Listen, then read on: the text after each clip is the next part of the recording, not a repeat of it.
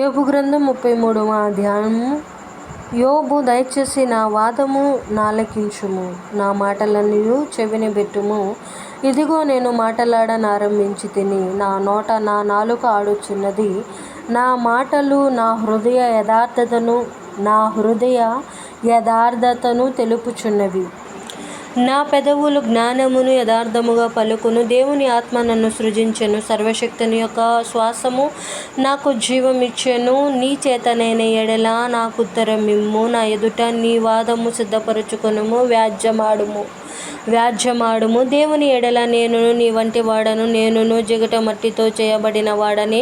నా వలని భయము నిన్ను బెదిరించదు, నా చెయ్యి నీ మీద బరువుగా నుండదు. నిశ్చయముగా నీ పలుకులు నా చెవిని బడెను, నీ మాటల ధ్వని నాకు వినబడెను. ఏమనగా, నేను నేరము లేని పవిత్రుడను, మాలిన్యము లేని పాపరహితుడను. ఆయన నా మీద తప్పులు పట్టించుటకు సమయము వెదకుచున్నాడు, నన్ను తనకు పగవానిగా భావించుచున్నాడు.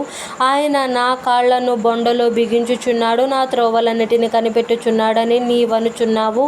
ఈ విషయములో నీవు న్యాయము కనిపెట్టలేదు. నేను నీకు ప్రత్యుత్తరము చెప్పెదను. తన క్రియలలో దేని గూర్చి ఆయన ప్రత్యుత్తరం ఇయ్యడు. దేవుడు నరుల శక్తికి మించిన వాడు.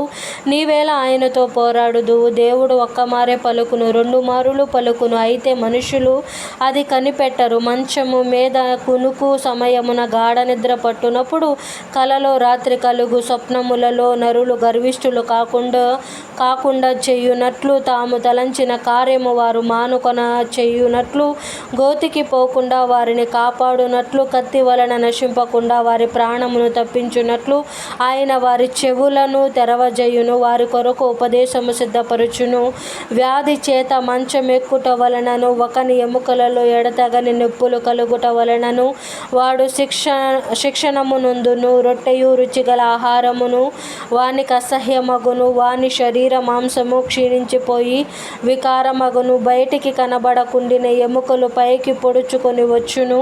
వాడు సమాధికి సమీపించును, వాని ప్రాణము సంహారకుల యొద్దకు సమీపించును. నరులకు యుక్తమైనది ఏదో దానిని వానికి తెలియజేయుటకు వేలాది దూతలతో గనుడగు ఒకడు వానికి మధ్యవర్తి అయి ఉండిన ఎడల, దేవుడు వాని యందు కరుణ చూపి పాతాళములోనికి దిగి వెళ్ళకుండా వానిని విడిపించును. ప్రాయశ్చిత్తము నాకు దొరికెనని సెలవిచ్చును.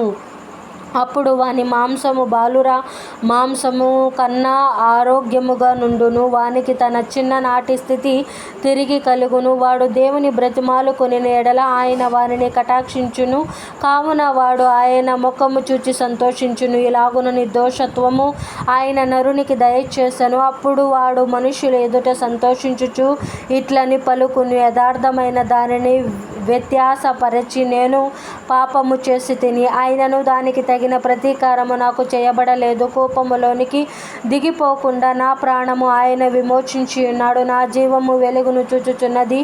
ఆలోచించుము, నరులు సజీవుల కుండు వెలుగు చేత వెలిగింపబడినట్లు కూపంలో నుండి వారిని మరలా రప్పింపవలెనని మానవుల కొరకు 2 సారులు 3 సారులు ఈ క్రియలన్నిటినీ దేవుడు చేయువాడై ఉన్నాడు. యోబు, చెవిని బెట్టుము, నా మాట ఆలకింపుము, మౌనముగా నుండుము. నేను మాటలాడేదను, చెప్పవలసిన మాట ఏదైనా నీకున్న ఎడల నాతో ప్రత్యుత్తరము చెప్పుము. మాటలాడుము, నీవు నీతిమంతుడవని స్థాపింపగోరుచున్నాను. మాట ఏమీయూ లేని ఎడల నీవు నా మాట ఆలకింపుము, మౌనముగా నుండుము, నేను నీకు జ్ఞానము బోధించెదను. దేవుడి పరిశుద్ధ వాక్యం మన వినికిడందు భద్రపరిచి దీవించునుగాక. ఆమేన్.